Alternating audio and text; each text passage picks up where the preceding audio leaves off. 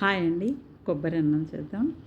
ఇంట్లో ఫ్రెష్ కొబ్బరి చిప్పలు ఉన్నప్పుడు ఇలా చేసుకుంటే చాలా టేస్ట్గా ఉంటుంది. మీకు లేత కొబ్బరి చిప్ప అయితే ఇంకా బాగుంటుంది. చూసారు కదా, నేను చిన్న గ్లాస్తో ఒక 3 గ్లాసులు నార్మల్ రైస్ తీసుకుంటున్నాను. మీ దగ్గర ఉంటే బాస్మతి రైస్ అయినా తీసుకోవచ్చు అనమాట. బాగా కడిగేసి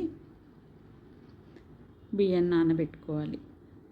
ఈలోపు మనము ఈ పెద్ద కొబ్బరి చిప్పని చక్కగా చెక్కు తీసేసి చిన్న ముక్కలుగా కట్ చేసుకొని బాగా మెత్తగా మిక్సీ చేసుకోవాలి. నీళ్లు పోసి పక్కకు పెట్టేసుకొని స్టవ్ మీద ప్యాన్ పెట్టి 2 టేబుల్ స్పూన్లు ఆయిల్, 1 టేబుల్ స్పూన్ నెయ్యి వేసుకోండి. బాగుంటుంది. మొత్తం నెయ్యి వేసుకున్నా బాగానే ఉంటుంది.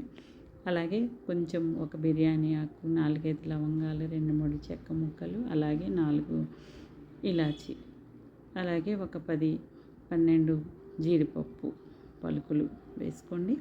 ఒక మీడియం సైజు ఉల్లిపాయని సన్నగా తరిగి ముక్కలుగా కట్ చేసుకొని పెట్టుకోండి. ఇప్పుడు ఒక 4-5 మీరు తినే కారాన్ని బట్టి పచ్చిమిరపకాయలని ఇలా నిలువుగా చీల్చేసి వేయండి. చక్కగా ఫ్రెష్ పుదీనా, కొద్దిగా కొత్తిమీర కట్ చేసి వేయండి. స్టవ్ సిమ్లో పెట్టుకొని మాడకుండా మూత పెట్టి తిప్పుతూ ఉండండి. అడుగంటకుండా ఉంటే బాగుంటుంది. ఇప్పుడు మనము మిక్సీ చేసుకున్న కొబ్బరి పాలని కొలుచుకోవాలి. గ్లాసు బియ్యానికి 1.5 గ్లాసు నీళ్ళైనా పోసుకోవచ్చు. కొంచెం మరీ గట్టిగా ఉంటుందంటే 2 అయినా పోసుకోవచ్చు. మావి బాగా పాత బియ్యం, నేను 2 పోస్తున్నాను. మామూలుగా ఇంకా వచ్చిన పాలకి మిగతావి నీళ్లు పోసుకొని కరెక్ట్గా కొలత తీసుకోవాలి. నేను 6 గ్లాసులు పోస్తున్నాను. మీకు తగ్గించి పోసుకుంటే బాస్మతి రైస్ అయితే తగ్గించి పోసుకోవాలి చూసుకొని. 1 గ్లాసు బియ్యానికి 3/4 గ్లాసు అలా పోసుకుంటే మీకు కరెక్ట్గా వస్తుంది.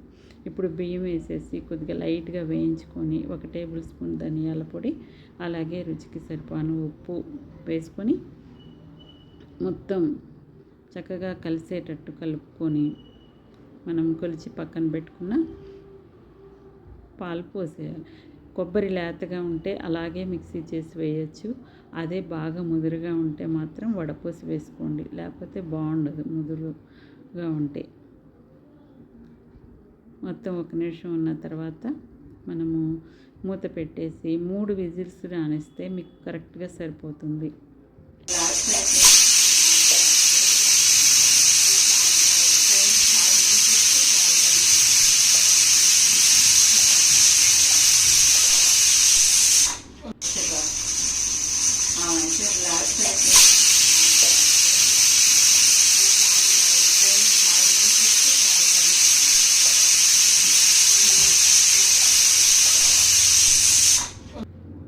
చల్లారిన తర్వాత మూత తీసి చూడండి, మీకు చక్కగా వచ్చేస్తుంది. కొంచెం బాగా పొడి పొడిగా ఆరిన తర్వాత అయితే పొడి పొడిగా వస్తుంది.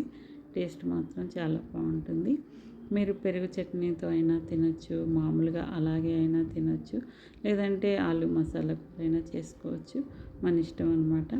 అలా తిన్నా కూడా టేస్ట్గానే ఉంటుంది. మీరు కూడా చేసుకోండి. మీకు ఎలా వచ్చిందో తప్పకుండా కామెంట్ చేయండి, ఒక లైక్ చేయండి, సబ్స్క్రైబ్ చేసుకోండి. Thank you.